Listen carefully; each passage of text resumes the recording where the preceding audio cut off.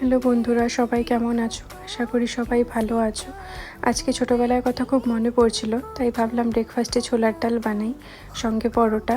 তো প্রথমে ছোলার ডালটাকে সেদ্ধ করে নিয়ে কড়াইতে সাদা তেল দিয়ে দিয়েছিলাম জিরে ফোড়ন, শুকনো লঙ্কা আর আদা কুচি। তারপরে দিয়ে দিলাম সেদ্ধ করা ছোলার ডালটা।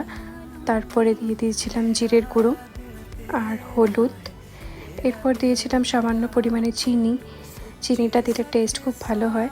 তারপরে দিয়েছিলাম নুন স্বাদ মতন। তারপর সামান্য পরিমাণে লঙ্কার গুঁড়ো দিয়েছিলাম আর একটু কাঁচা লঙ্কা দিয়েছিলাম সামান্য ঝাল হওয়ার জন্য।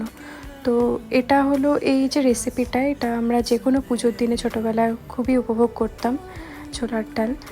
আর আজকে হলো বিশ্বকর্মা পুজো, তাই সবাইকে জানাই বিশ্বকর্মা পুজোর শুভেচ্ছা।